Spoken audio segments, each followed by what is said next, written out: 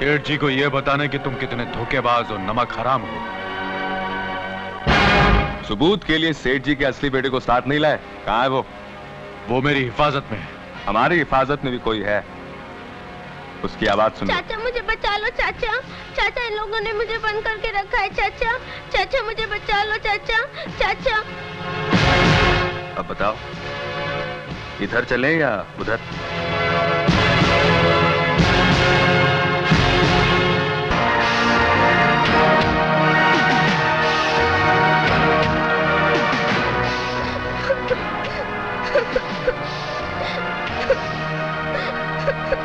मुन्नी, मुन्नी!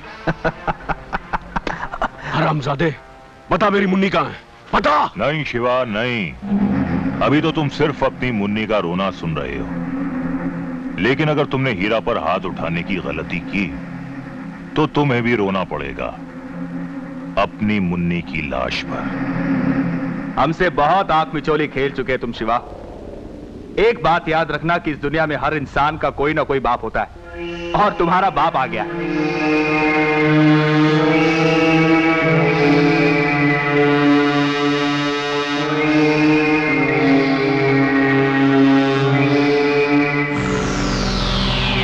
क्या बात है शिवा, हमें देखकर पसीना क्यों छलक आया तुम्हारे माथे पर? अचानक तुम्हारे चेहरे का यह रंग क्यों उड़ गया? इसलिए कि मैंने सपने में भी नहीं सोचा था कि कभी जिंदगी में चेहरा मेरे सामने होगा। इसका मतलब यह है कि औरों की तरह तुमने भी हमारी मौत की झूठी खबर सुन रखी थी। अब क्या करें शिवा, हमें मरने की आदत नहीं है, सिर्फ जान लेने का शौक है। इसीलिए आज तुम्हें यहां बुलाया है। सुना है कि तुम एक पेशावर कातिल हो, पैसा लेकर लोगों का खून बहाते हो। खून बहाने का यह घिनौना खेल खेलना मैं छोड़ चुका हूं। शिवा, जुर्म की दुनिया से ताल्लुक रखने वालों की कोई कमजोरी नहीं होनी चाहिए, जबकि तुम्हारी है। एक मासूम बच्ची। हाँ। हराम। अरे नहीं नहीं शिवा, नहीं, बेचारी मुन्नी को और तकलीफ पहुंचेगी।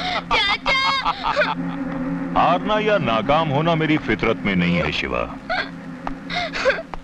तुम्हें मेरा ये काम करना ही होगा। काम क्या करना होगा? किसी का खून करना है। तुम उसे अच्छी तरह जानते हो। बरसों पहले हमारे गद्दार साथी बादशाह की वजह से वो बच्चा बच गया था। अब वो जवान हो गया है। ये कहानी आज से कई बरस पहले शुरू होती है, जब मैं, हीरा और बादशाह, हम तीनों ने एक साथ मिलकर जाएगी पुलिस स्टेशन मेरे खिलाफ। जाएगी। चल हमारे साथ। इस तरह उस बच्चे की खातिर मुझे अपनी बीवी का खून करना पड़ा, और इल्जाम मैंने अपने बेटे पर लगा दिया। बहुत खूब बलवंत साहब, आज पहला आदमी देखा जिसकी कोई कमजोरी नहीं है। कमजोरी कमजोर लोगों में होती है शिवा, हम जैसे लोगों में नहीं। खैर, जो काम तुम्हें दिया गया है जितनी जल्दी कर सकते हो कराओ, और अपनी मुन्नी को वापस ले जाओ। हमारे दो आदमी तुमसे दूर दूर मगर तुम्हारे साथ साथ रहेंगे। और हां शिवा, मुझे किसी भी किस्म की होशियारी या चालाकी से सख्त नफरत है। गलती से भी कोई ऐसी गलती मत करना जिससे तुम्हारी मुन्नी की जान पर बना है।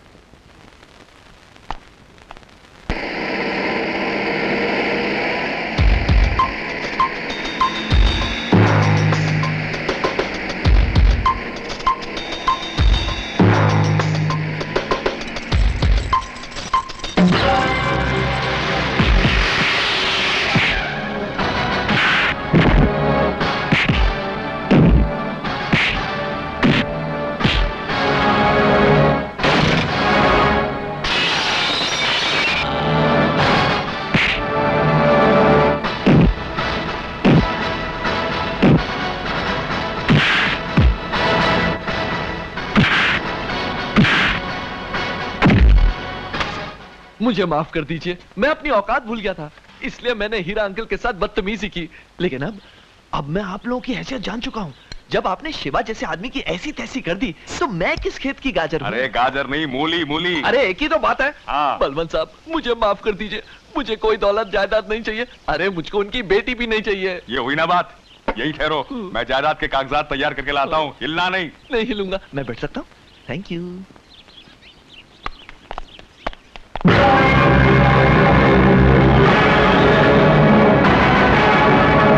बलवंत साहब, मुन्नी को छोड़ दो, तुम्हारा प्यादा मेरे कब्जे में है। गुनाहों की शतरंज में ऐसे प्यादे या तो मारने के काम आते हैं या मरने के, लेकिन राजा को प्यादा ना तो शह दे सकता है और ना ही मात। अगर ये नेक काम तुम नहीं कर सकते तो हम कर देते हैं।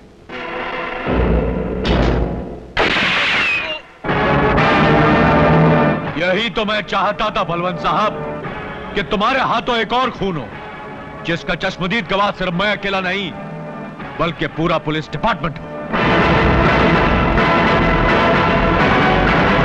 इन सबको गिरफ्तार कर लो। इंस्पेक्टर कुमार, तुम बच्ची को लेकर आओ। Yes sir. चलो। Mister Balwant, you are under arrest. चाचा।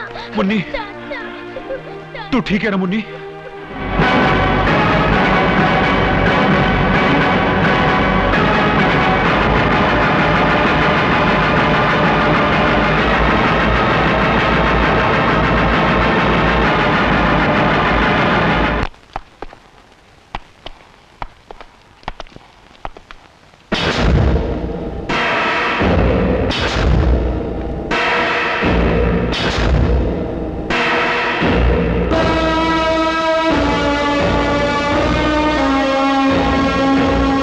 क्यों किया तूने ऐसा? बोल हरामजादे, क्यों फंसाया मुझे? आखिर ऐसा कौन सा राज है जो तेरे चेहरे पर मुस्कुराहट बनकर फैला हुआ है? बोलता क्यों नहीं कमीने? बता। वही बताने आया हूं आज। बरसों पहले आपने भी मेरे साथ ऐसी हरकत की थी बलवंत साहब। इसी तरह मुझे एक खून के इल्जाम में फंसाया था आपने। मैंने? तुझे? किसके खून की बात कर रहा है तू? एक मासूम, भोली भाली, कमजोर और लाचार औरत के खून की बात कर रहा हूं मैं, जो तुम्हारी पत्नी और मेरी मां थी।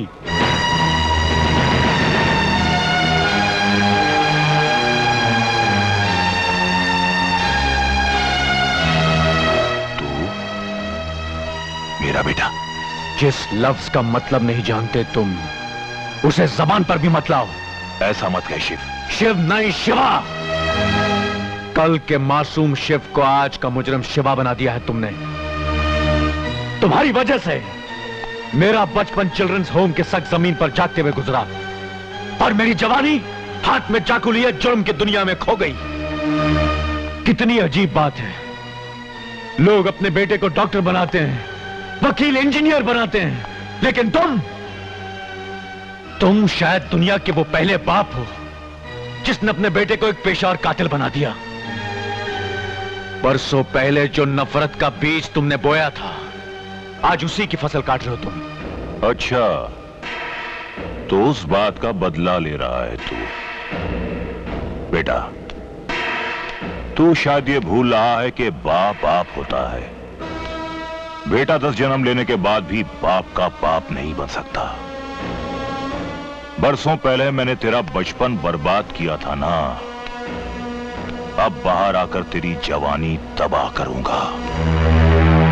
अब तुम बाहर आओगे तो सिर्फ शमशान जाने के लिए आओगे।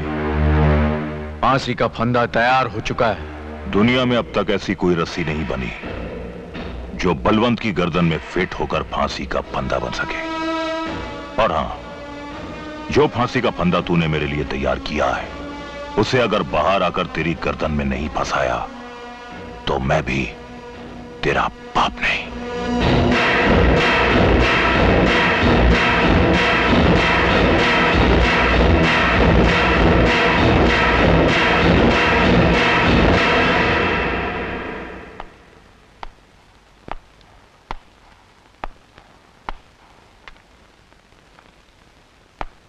चलो चंदर, अब तुम्हें यहां छुप के रहने की जरूरत नहीं है।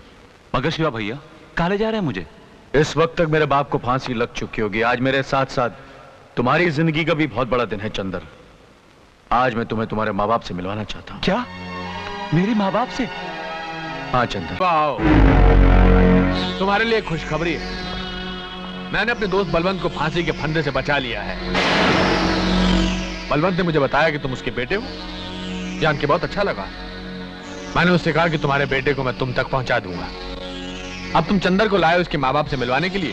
वो माँ बाप इस वक्त बलवंत के कब्जे में है, फैक्ट्री में। धंधे की मजबूरी है। आज इसे इसके माँ बाप से मिलने से तू तो क्या, दुनिया की कोई भी ताकत नहीं रोक सकती। अगर तूने जरा सी भी चालाकी दिखाई तो मेरे एक इशारे पर तेरी बेटी की खोपड़ियां उड़ जाएगी। देख उधर।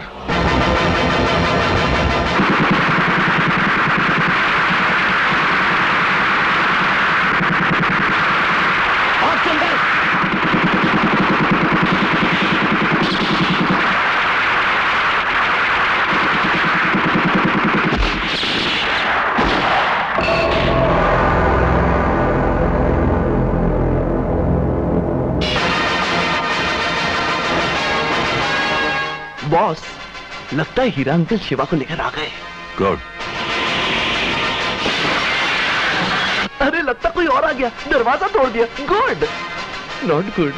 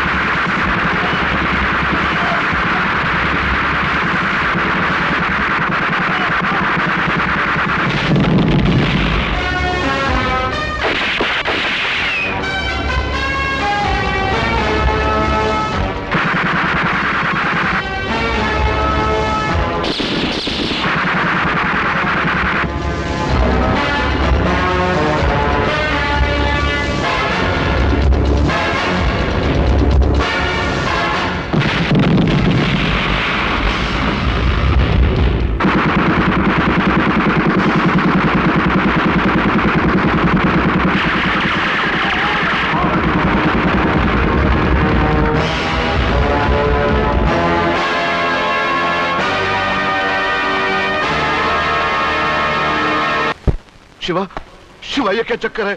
सुना है चंदर मेरा अपना? हाँ सेठ जी, मैं आपको सब कुछ बता दूंगा। पहले मैं आप लोगों को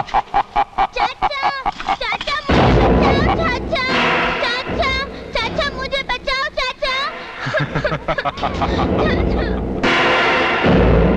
बहुत हो गया तुम्हारा खेल तमाशा शिवा।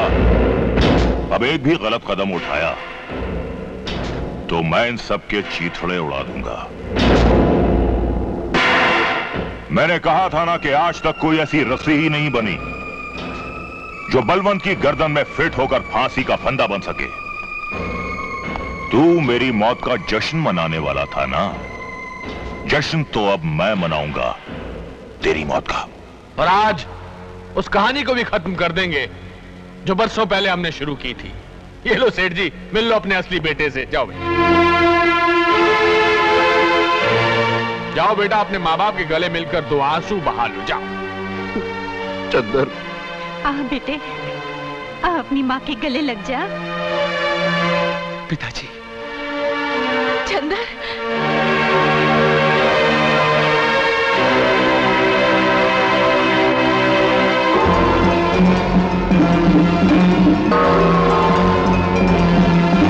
रुक जाओ।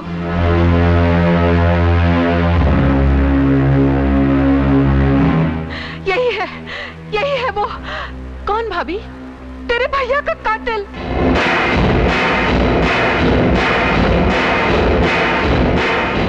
ये क्या कह रही हो भाभी? ये तो चंदर है। मैं ठीक कह रही हूँ जूही, मेरी आंखें ये मनूस चेहरा कभी नहीं भूल सकती। ऐसा मत कहो बहन। हमारा बेटा कातिल नहीं हो सकता। जरूर जरूर तुम्हें कोई गलतफहमी हुई है। तो आप खुद इससे पूछिए, क्या ये मेरे पति का कातिल नहीं है? क्या ये उस दिन मेरे घर नहीं आया था? ये सच है कि उस दिन मैं आपके घर आया था। ये भी सच है कि पुलिस मेरे पीछे पड़ी थी। लेकिन ये सच नहीं कि सत्यप्रकाश भैया का कत्ल मैंने किया। हमारी खुशियों में आग लगाने वाला अपराधी तू ही है। छोड़ दीजिए मुझे, मैं कहती हूँ छोड़ दीजिए मुझे। मैं इस कातिल को जिंदा नहीं छोड़ूंगी। तेजू छोड़ दो इसे। भाई हीरा, यहाँ तो एक कहानी में दूसरी कहानी मिल गई। तेजू इसे पिस्तौल दे दो, अब ये अपना बदला खुद ले लेगी।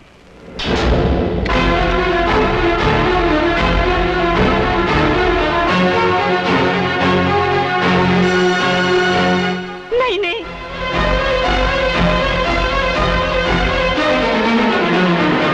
ठहरो भाभी, आपका अपराधी चंदर नहीं है। तुम ये कैसे कह सकते हो?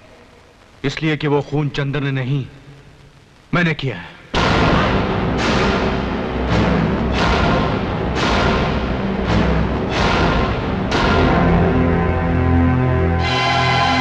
नहीं, ये नहीं हो सकता।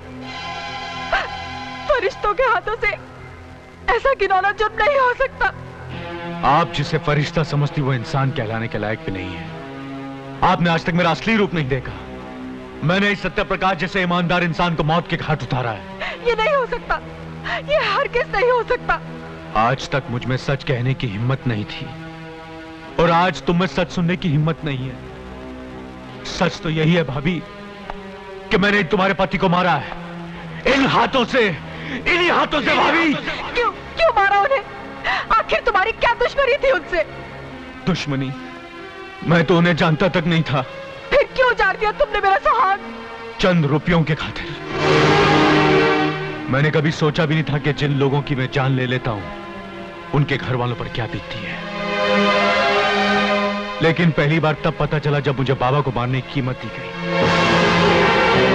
बस वहीं आकर मेरे जुर्मों की गाड़ी इंसानियत की चट्टान से टकरा गई और उसके बाद मेरी जिंदगी में दो दुश्मन रह गए, एक चाकू और दूसरे वो लोग जो गरीबों के हाथों में चंद नोटों के टुकड़े रखकर गरीबों का ही खून करवाते हैं। और वो लोग ये हीरा और मेरा अपना बाप बलवन। और जब तक इन जैसे लोग जिंदा हैं, मुझ जैसे शिवा पैदा होते रहेंगे भाभी। इतना क्या सोच रही हो? उठाओ पिस्तौल और मिटा दो इसे, मिटा दो इसे, जिसने तुम्हारी मांग के सिंदूर को मिटाया है।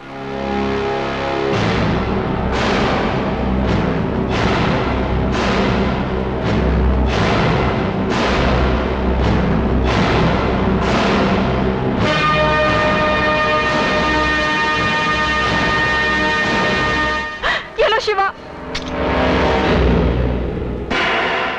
चला बेटे, गोली चला, रुक क्यों गया? हा?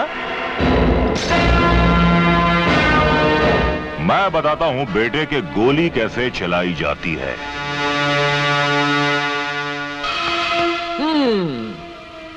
बलवंत अंकल, इससे तो उसके बदन में सिर्फ 6 सुराख होंगे और इससे 636। ये लीजिए और भून डालिए साले को। Good idea. Me my self Rambo from USA.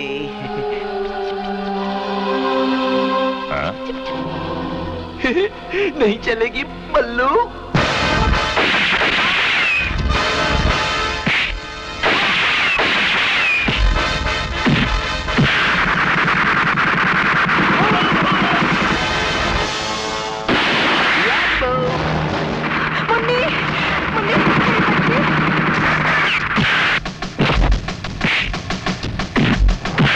ससुर जी। अरे क्या कर रहे हो बेटा? वो क्या है कि पिस्तौल तो मिल गई है, इसे चलाते कैसे हैं? अरे पिस्तौल को तो सीधा कर लो, ऐसे। अब चलाओ बेटा। ऐसे? ये शुभ काम आप ही कीजिए। बड़े शौक से।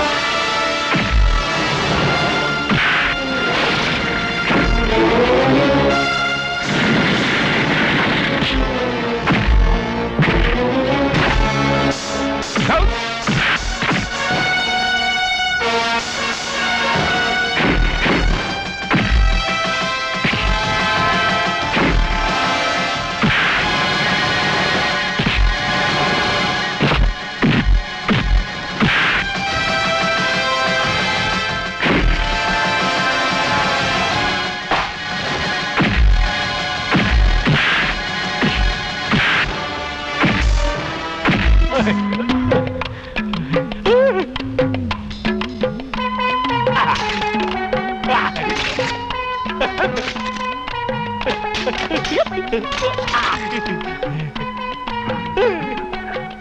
लीजिए। भगवान मुझे बचा ले।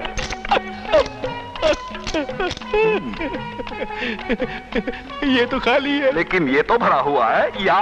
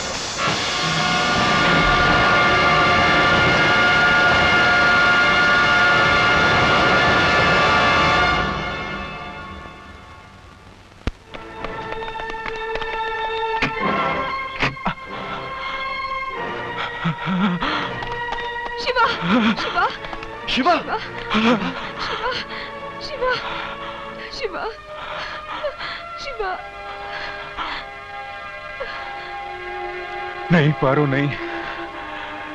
एक न एक दिन तो ये अंजाम होना था। बस खुशी इस बात की है कि ऊपर जाकर मैं अपनी मां से कह सकूंगा कि तेरे अपराधी को उसके किए की सजा दे दी तेरे बेटे ने। भाभी, भाभी, भाभी, सबसे बड़ा गुनहगार मैं आपका हूं। अगर आपने मुझे सचमुच माफ कर दिया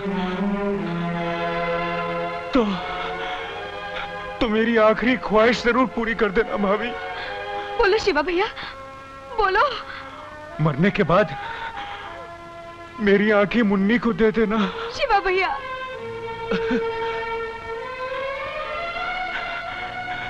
इन आंखों ने हमेशा बुराई के सिवा और कुछ नहीं देखा। मैं चाहता हूं इन आंखों से मुन्नी दुनिया की हर अच्छाई देख सके।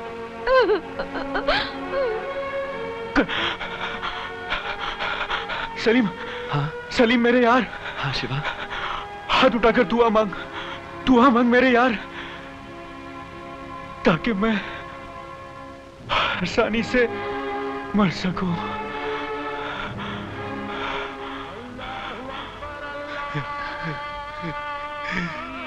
हे भगवान, भगवान। शिवा। या अल्लाह।